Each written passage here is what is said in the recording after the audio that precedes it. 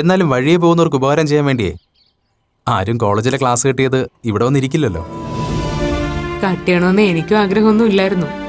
പക്ഷെ പ്രിൻസിപ്പളിന് ഒരേ നിർബന്ധം, കുറച്ചു നാളത്തേക്ക് എനിക്ക് ലേശം ഫ്രീ ടൈം അനുവദിച്ചു തരണമെന്ന്.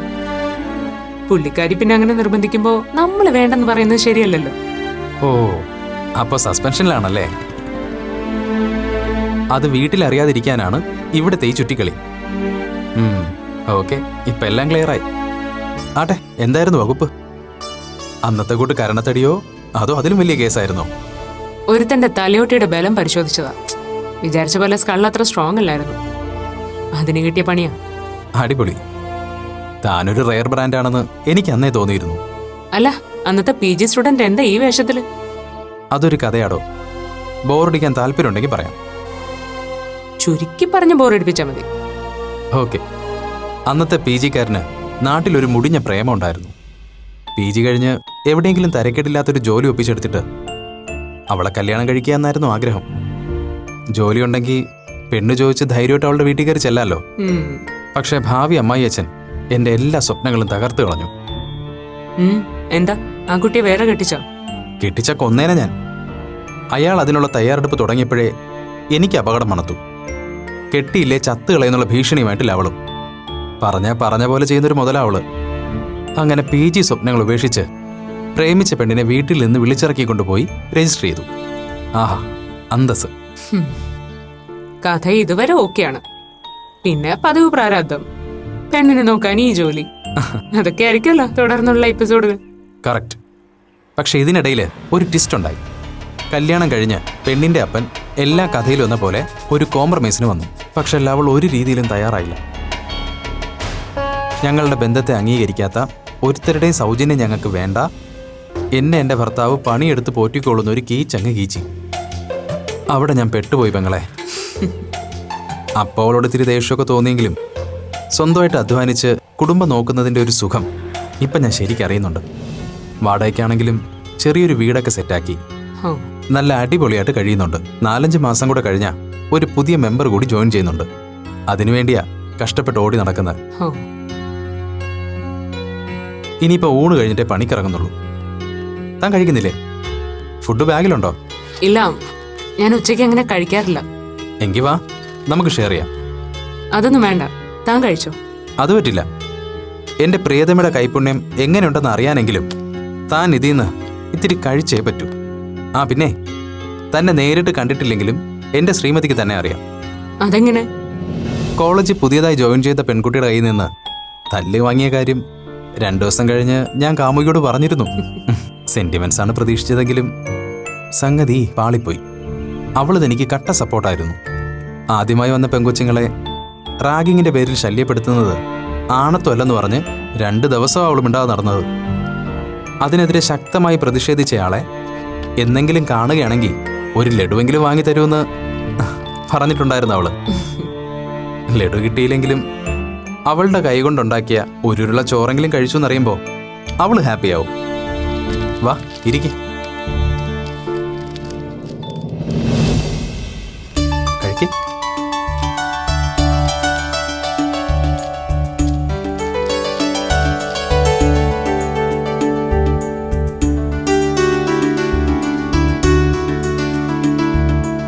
ആ, കഴിക്ക്.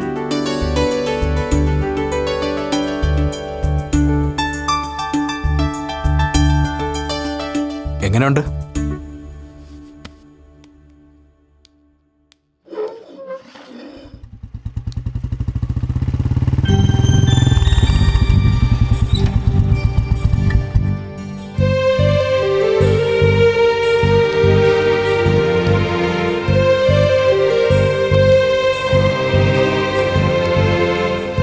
നീ എന്താ അപ്പോ ഫ്രീ ടൈമിൽ വിളിക്കാന്ന് പറഞ്ഞിട്ട് പിന്നെ വിളിക്കായിരുന്നത്? ലഞ്ച് ബ്രേക്കിന്റെ ടൈമിലും നിന്റെ മൊബൈൽ ഓഫായിരുന്നല്ലോ. പ്രത്യേകിച്ചൊന്നും പറയാനില്ലാത്തോണ്ട് ഞാൻ സ്വിച്ച് ഓഫ് ചെയ്ത് വെച്ചതാ. ഇന്ന് എങ്ങനെയുണ്ടായിരുന്നു ക്ലാസ്? കുഴപ്പമില്ലായിരുന്നു. എന്ന് വെച്ചാൽ ഒന്ന് തെളിച്ച് പറ അപ്പൂ. ഇന്നും ക്ലാസ്സിൽ സെപ്പറേറ്റ് ബ്ലോക്ക് ആയിരുന്നു നിനക്ക്?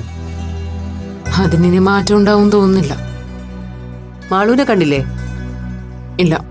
അതെന്താ, ഇന്ന് അവള് ക്ലാസ്സിൽ വന്നില്ലേ?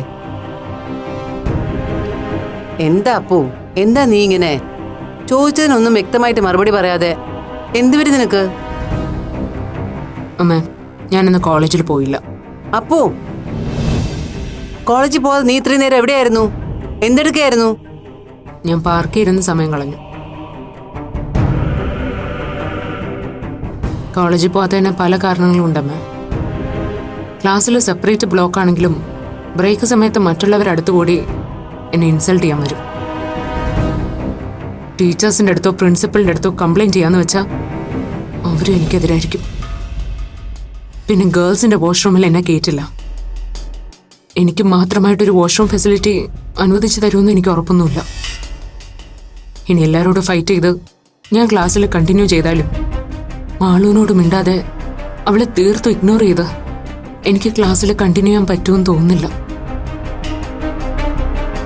എൻ്റെ മനസ്സെന്താണെന്ന് നന്നായിട്ട് മനസ്സിലാക്കിയ ഒരാൾ തൊട്ടടുത്തുണ്ടായിട്ടും അവളോടൊന്നും മിണ്ടാതെ കണ്ടതായിട്ട് പോലും ഭാവിക്കാതെ എനിക്ക് മാളുവിനും അത് ഒരുപോലെ ബുദ്ധിമുട്ടായിരിക്കും അമ്മ. അങ്ങനെ എല്ലാ രീതിയിലും ആലോചിച്ച് നോക്കിയപ്പോൾ കോളേജിൽ പോവാതിരിക്കുന്നത് തന്നെയാണ് നല്ലതെന്ന് തോന്നി. ഇന്ന് മാത്രമല്ല, ഇനി അങ്ങോട്ട് ഇത് തന്നെ എൻ്റെ തീരുമാനം. അപ്പോ മറ്റുള്ളവരെ പേടിച്ച് എത്ര നാൾ നീ ഇങ്ങനെ പുറത്തു നിൽക്കും? നിന്റെ പഠിത്തത്തിനെ എക്സാമിനൊക്കെ ഇത് ബാധിക്കില്ലേ? അതുമാത്രമല്ല, കുറേ ദിവസം അടുപ്പിച്ച് നീ കോളേജിൽ ചെല്ലായിരുന്നാൽ കോളേജിൽ നിന്ന് അതിന്റെ എക്സ്പ്ലനേഷൻ ആവശ്യപ്പെടില്ലേ? പ്രിൻസിപ്പൽ പറഞ്ഞ അച്ഛനത് അറിഞ്ഞാൽ നീ എന്ത് സമാധാനം പറയും? ഇതൊന്നും അമ്മയെ അറിയിക്കേണ്ടെന്നാ ഞാൻ ആദ്യം കരുതിയത്. അതുകൊണ്ട് അമ്മയുടെ ഓരോ ചോദ്യങ്ങളിൽ നിന്നും ഞാൻ ഒഴിഞ്ഞു മാറിയത്. പക്ഷെ പിന്നെ തോന്നി, നിങ്ങൾ രണ്ടുപേരുടെ മുന്നിലും അഭിനയിച്ച് മുന്നോട്ട് പോകുന്നതിനേക്കാൾ നല്ലത് അമ്മയുടെ അടുത്തെങ്കിലും സത്യം തുറന്നു പറയുന്നതാണെന്ന്. ഒരു കാര്യം ഞാൻ തുറന്നു പറയാം. എല്ലാവരോടും എൻ്റെ ഐഡന്റിറ്റി വെളിപ്പെടുത്തി ഞാൻ എൻ്റെ ലൈഫുമായിട്ട് ഒന്ന് പൊരുത്തപ്പെട്ട് വന്നതായിരുന്നു. പക്ഷെ അമ്മയാ അവിടുന്ന് വീണ്ടും എന്നെ നിർബന്ധിച്ച് ഈ ചേരാത്ത വേഷം തുടരാൻ ആവശ്യപ്പെട്ടത്. അച്ഛൻ്റെ സന്തോഷത്തിന് വേണ്ടി, ആ തണൽ നമുക്ക് നഷ്ടപ്പെടാതിരിക്കാൻ വേണ്ടി കുറച്ചു കാലത്തേക്കെങ്കിലും ഞാനതിന് തയ്യാറായി. അച്ഛന് വേണ്ടി മാത്രം. പക്ഷെ ഒരു കാര്യം ഞാൻ ഓർപ്പിച്ചു പറയാം. എൻ്റെ ഐഡന്റിറ്റി മറച്ചു വെച്ചുകൊണ്ട് എനിക്കിനി ഈ ലോകത്തെ ഫേസ് ചെയ്യാൻ പറ്റുമെന്ന് തോന്നുന്നില്ല. അതുകൊണ്ട് അമ്മ എത്രയും പെട്ടെന്ന് എനിക്ക് തന്ന വാക്ക് പാലിക്കണം. അച്ഛനെ എത്രയും പെട്ടെന്ന് കാര്യങ്ങൾ പറഞ്ഞ് കൺവീൻസ് ചെയ്ത് എന്നെ ഈ നാടകം കളിയിൽ നിന്നും കഴിവതും വേഗം ഒന്ന് ഫ്രീ ആക്കണം. സ്വന്തം മനസാക്ഷിയെ വഞ്ചിച്ചുകൊണ്ട് എനിക്കിനിയും മുന്നോട്ട് പോകാൻ കഴിയും തോന്നുന്നില്ല. പിന്നെ കഴിയുമെങ്കിൽ ഒരു ഉപകാരം കൂടി ചെയ്തു തരണം. ഞാനൊരു പെണ്ണാണെന്ന് ഓരോ നിമിഷവും എന്നെ നിർബന്ധപൂർവ്വം ഓർമ്മിപ്പിക്കാനും അനുസരിപ്പിക്കാനും ശ്രമിക്കുന്ന അച്ഛൻ്റെ രീതികളൊന്നും പറഞ്ഞ് അവസാനിപ്പിച്ചു തരണം. അപ്പ എന്ന് മാറ്റി അപൂർവ എന്ന് വിളിക്കുമ്പോഴും എന്റെ ഡ്രസ് കോഡും ബുള്ളറ്റും ഒക്കെ ചേഞ്ച് ചെയ്യാൻ ആവശ്യപ്പെടുമ്പോഴൊക്കെ ഞാൻ എന്റെ മനസ്സ് ഉറക്കെ വിളിച്ച് പറയാതിരിക്കാൻ പാടുപെടുക. ഞാൻ അതൊക്കെ പറഞ്ഞു തിരുത്താൻ ശ്രമിക്കുന്നുണ്ട് അപ്പു. അച്ഛൻ അതൊക്കെ മനസ്സിലാവുകയും ചെയ്തു. ഇങ്ങനൊരു നാടകം കളിക്കേണ്ടി വരുന്നതിൽ നിന്നെ പോലെ അല്ലെങ്കിൽ നിന്നേക്കാൾ കൂടുതൽ പ്രഷർ ഞാനും അനുഭവിക്കുന്നുണ്ട്. നമ്മളെ ജീവന് തുല്യം സ്നേഹിക്കുന്ന ഒരാളെ ഞാനും നീയും ചേർന്ന് പറ്റിക്കുകയാണല്ലോ എന്ന് കുറ്റബോധത്തോടെയാ ഞാൻ ഓരോ ദിവസവും എരിഞ്ഞു തീരുന്നത്. ആ മുഖത്ത് നോക്കാൻ പോലും ഇപ്പൊ അമ്മയ്ക്ക് പേടിയാ അപ്പു. അമ്മ ഒരുപാട് സ്ട്രഗിൾ ചെയ്യുന്നുണ്ടെന്ന് എനിക്കറിയാം. എല്ലാവരുടെയും ഈ മാസ്ക് ഒന്ന് വലിച്ചെറിയാൻ വേണ്ടിയാ കാര്യങ്ങളൊന്ന് സ്പീഡപ്പ് ചെയ്യാൻ ഞാൻ അമ്മയെ നിർബന്ധിക്കുന്നത്. എനിക്കറിയാം, ഞാൻ അതിനുവേണ്ടി ശ്രമിക്കുന്നുണ്ട്. നീ എനിക്ക് കുറച്ച് സമയം തന്നേ പറ്റൂ. അച്ഛൻ ആഗ്രഹിക്കുന്ന പോലെ എനിക്കെന്റെ കരിയറിനെ കുറിച്ചും ജീവിതത്തെക്കുറിച്ചും ഒക്കെ ആഗ്രഹങ്ങളും പ്രതീക്ഷകളും ഒക്കെ ഉണ്ട്.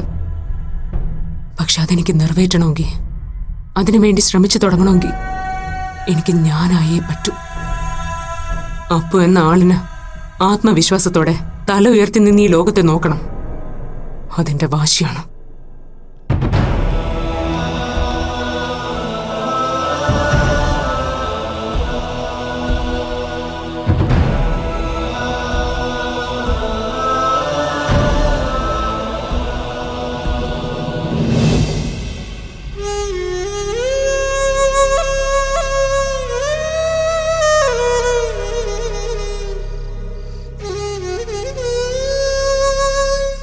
മാളു,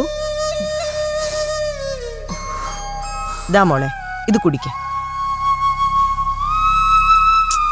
എന്താ മാളു, നീ ഇങ്ങനെ ഒരു വഹയും കഴിക്കാതിരുന്ന എങ്ങനെയാ? 2-3 ദിവസം ഒന്നും കഴിക്കാതിരുന്നോണ്ടാ നിനക്ക് ക്ഷീണവും ബോധക്കേടും ഒക്കെ ഉണ്ടായത്. പ്രോപ്പർ ഫുഡും റെസ്റ്റും വേണോന്നാ ജോബിനും പറഞ്ഞത്. ദാ ഇതങ്ങോട്ട് കുടിച്ചേ. അവിടെ വെച്ചേക്ക്, ഞാൻ പിന്നെ കുടിച്ചോളാം. ദേ മറക്കാതെ എടുത്ത് കുടിക്കണേ.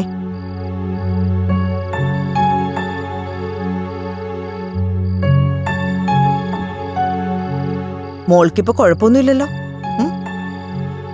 മാളു, നീ എന്തിനാ ഞങ്ങളോട് ഇങ്ങനെ പിണങ്ങി നടക്കുന്നത്? അച്ഛൻ നിന്നോട് ദേഷ്യപ്പെടുന്നതും വഴക്കു പറയുന്നതും ഒക്കെ നിന്നോടുള്ള ഇഷ്ടം കൊണ്ടല്ലേ? നിന്നെക്കുറിച്ച് ആരും ഒരു മോശം അഭിപ്രായം പറയുന്നത് കേൾക്കാതിരിക്കാൻ വേണ്ടിയാ അപ്പുവുമായുള്ള കൂട്ടുകെട്ട് ഒഴിവാക്കാൻ അച്ഛൻ നിന്നെ ഇങ്ങനെ നിർബന്ധിക്കുന്നത്. നീ ആ ഫ്രണ്ട്ഷിപ്പ് ഒഴിവാക്കിയപ്പോ അച്ഛനും മുത്തശ്ശിക്കും എനിക്കുമൊക്കെ എന്താശ്വാസമായി എന്നറിയോ? പക്ഷെ എന്തൊക്കെയോ കാരണം പറഞ്ഞ് അപ്പു വീണ്ടും നിന്നെ... അമ്മയ്ക്ക് വേറെന്തെങ്കിലും എന്നോട് പറയാനുണ്ടോ? എനിക്കൊന്ന് കിടക്കണം, നല്ല തലവേദനയുണ്ട്. ടാബ്ലറ്റ് വല്ലതും വേണോ മോളെ? വേണ്ട, ആരും എന്നെ ഡിസ്റ്റർബ് ചെയ്യാതിരുന്നാ മതി. എന്നാ എന്റെ മോള് കുറച്ചേരം കിടക്ക്, അമ്മ പിന്നെ വരാം.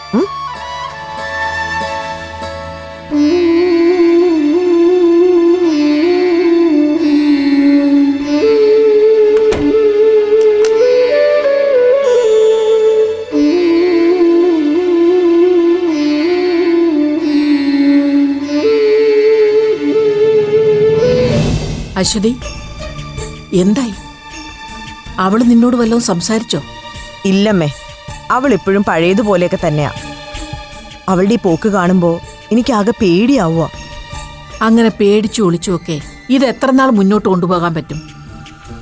ഞാൻ പറഞ്ഞ കാര്യത്തിൽ നിങ്ങൾക്കാർക്കും എന്നെ വിശ്വാസമില്ലെന്നറിയാം. അങ്ങനെ പകുതി മനസ്സോടെ ചെയ്തതുകൊണ്ടാ അതുകൊണ്ട് ഫലം കാണാതെ പോയത്. ആ ഡോക്ടർ ഇറക്കം പറയുന്നത് പോലൊന്നും അല്ല കാര്യങ്ങൾ. സാധാരണ മരുന്നുകൊണ്ടൊന്നും ഇത് മാറുമെന്ന് എനിക്കൊട്ട് വിശ്വാസവും ഇല്ല. എന്റെ ബലമായ വിശ്വാസം ഇപ്പോഴും ആ കണിയാൻ പറഞ്ഞ കാര്യത്തിൽ തന്നെയാ. എന്റെ അമ്മയൊന്ന് ചുമ്മാതിരിക്കുന്നുണ്ടോ? മാളു ഇത്രയും വയലന്റ് ആയത് ഈ പൂജയും മന്ത്രവാദവും ഒക്കെ നടത്താൻ നോക്കിയിട്ട് തന്നെയാ.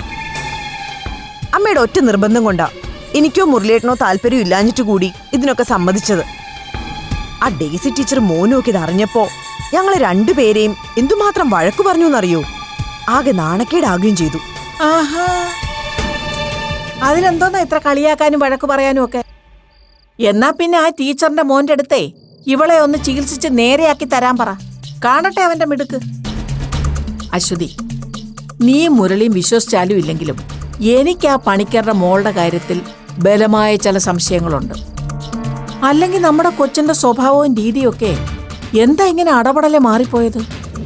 അതാ ഞാൻ പറഞ്ഞത്, ആ VPയുടെ മോള് നമ്മുടെ കൊച്ചിന്റെ മനസ്സ് മാറ്റാൻ വേണ്ടി എന്തോ ഒരു സൂത്രവിദ്യ ചെയ്തിട്ടുണ്ടെന്ന്. അതെന്താണെന്ന് കഴിവതും നേരത്തെ കണ്ടുപിടിക്കുന്ന ആ ബുദ്ധി. ഇല്ലെങ്കിൽ അവളിങ്ങനെ ആവണക്കണ്ണ കുടിച്ച അണ്ണാനെ പോലെ മയങ്ങി മയങ്ങി കിടക്കേ ഉള്ളൂ. ഞാൻ പറഞ്ഞ പരിഹാരം ബോധ്യമായില്ലെങ്കിൽ നിങ്ങൾ രണ്ടുപേരും കൂടി ആലോചിച്ച് വേറെന്തെങ്കിലും വഴി നോക്കുന്നേ. പിന്നെ അശ്വതി, ഒരു കാര്യം ഞാൻ ഉറപ്പിച്ചു പറയാം, എത്രയും പെട്ടെന്ന് ഇതിനൊരു പരിഹാരം കണ്ടില്ലെങ്കിൽ പെങ്കൊച്ചിന്റെ കാര്യം കൂടുതൽ കുഴപ്പത്തിലേക്കേ പോകൂ. മുരളിയേട്ടൻ വരട്ടെ, ഞാൻ പറയാമേ. ദേ, ഇനിയിപ്പൊ കൂടുതൽ ആലോചിക്കാനൊന്നും നിൽക്കാതെ ഒന്നുകിൽ അവളെ വേഗം കെട്ടിച്ചു വിടാൻ നോക്ക്. കല്യാണം കഴിഞ്ഞൊരു കുടുംബജീവിതത്തിന്റെ ചൂടും ചൂരും ഒക്കെ അറിയുമ്പോ അവളിതൊക്കെ അങ്ങ് മറക്കുവന്നേ. ഇനി അതിനും അവള് സമ്മതിക്കുന്നില്ലെങ്കിൽ നമ്മൾ നേരത്തെ പ്ലാൻ ചെയ്തതുപോലെ ഇവിടുന്ന് കുറച്ചു നാൾ എല്ലാവരും കൂടി എങ്ങോട്ടെങ്കിലും മാറി നിൽക്കാനുള്ള വഴി നോക്ക്. അല്ലാതെ ആ നശിച്ച കൊച്ചിന്റെ നിഴൽ വെട്ടത്ത് കിടന്ന ഇതിനൊന്നും ഒരു കാലത്തും ഒരു അന്തവും കുന്തവും ഉണ്ടാകാൻ പോകുന്നില്ല, പറഞ്ഞേക്കാം.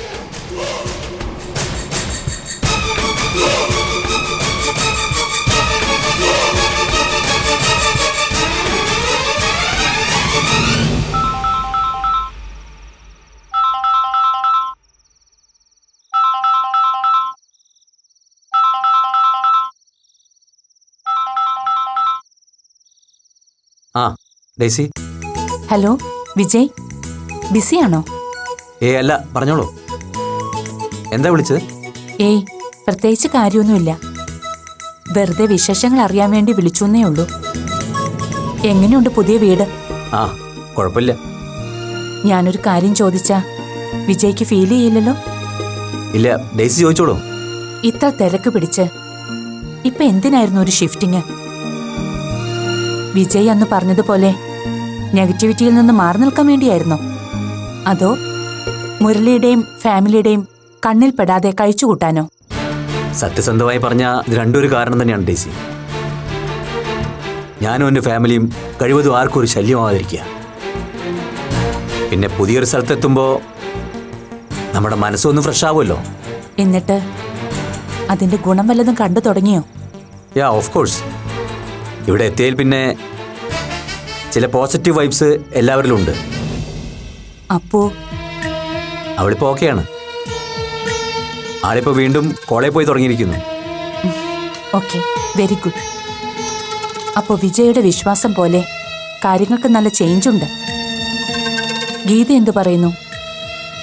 അവളും ഹാപ്പിയാണിപ്പോൾ. എല്ലാം നന്നായി പോകാൻ ദൈവം അനുഗ്രഹിക്കട്ടെ. ഡേസിക്കും ജോബിനും സുഖമല്ലേ? ഉം.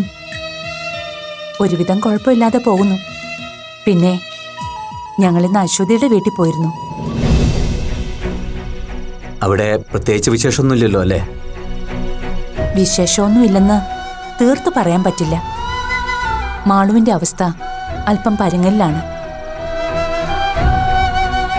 ആ കുട്ടി ടോട്ടലി ഡിപ്രസ്ഡ് ആണ് വിജയ്. ഇപ്പൊ ആരോടും ഒന്നും മിണ്ടാതെ ഏതു നേരവും മുറിയിൽ തന്നെ ഇരിപ്പാണ്.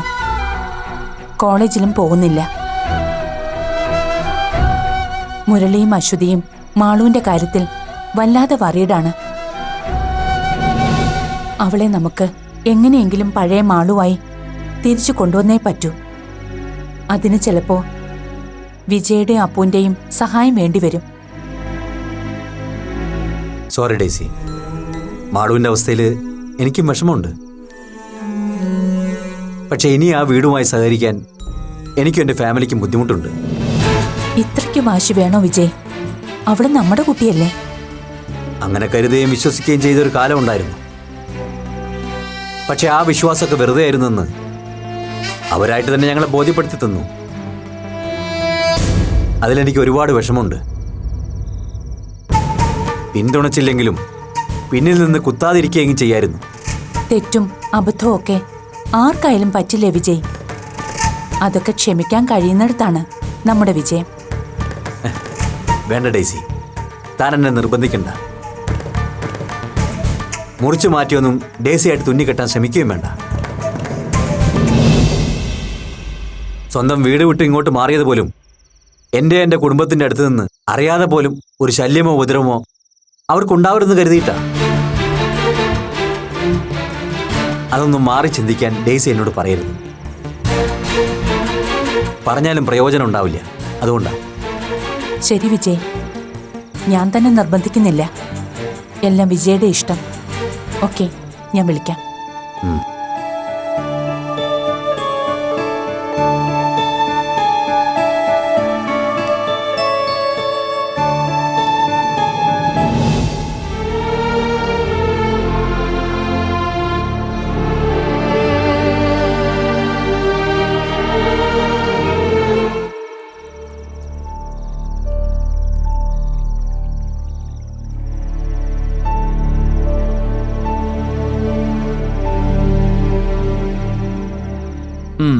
എന്താ മമ്മി, എന്താ വല്ലാതിരിക്കുന്നത്? ഞാൻ വിജയുമായി സംസാരിക്കുകയായിരുന്നു. നമ്മൾ ഊഹിച്ചത് കറക്റ്റായിരുന്നു ജോ. മുരളിയുമായുള്ള ഇഷ്യൂന്റെ പേരിൽ തന്നെയാണ് വിജയ് വാടക വീട്ടിലേക്ക് മാറിയത്. ഇനി അവരുമായി ഒരു തരത്തിലുള്ള അടുപ്പത്തിനും തയ്യാറല്ലെന്നാ വിജയ് തറപ്പിച്ചു പറയുന്നത്. അങ്കിൾ അങ്ങനെ ഒരു തീരുമാനം എടുത്തതിൽ തെറ്റു പറയാൻ പറ്റില്ല മമ്മി. അവര് തമ്മിൽ മാനസികമായി അത്രയ്ക്ക് അകന്നു കഴിഞ്ഞിരിക്കുന്നു. മുരളി അങ്കിളുടെ സംസാരത്തിൽ നിന്ന് എനിക്കത് മനസ്സിലായത്. അപ്പുവിന്റെ പ്രശ്നങ്ങളൊക്കെ ഒരുവിധം സോൾവ് ആയെന്നാ വിജയ് പറയുന്നത്. അതിന്റെ ഒരു ആശ്വാസത്തിലാണ് പാവം. ഒരിടത്ത് പ്രശ്നങ്ങൾ അവസാനിച്ചപ്പോൾ മറ്റൊരിടത്ത് പ്രശ്നങ്ങൾ തുടങ്ങിയിരിക്കുന്നു.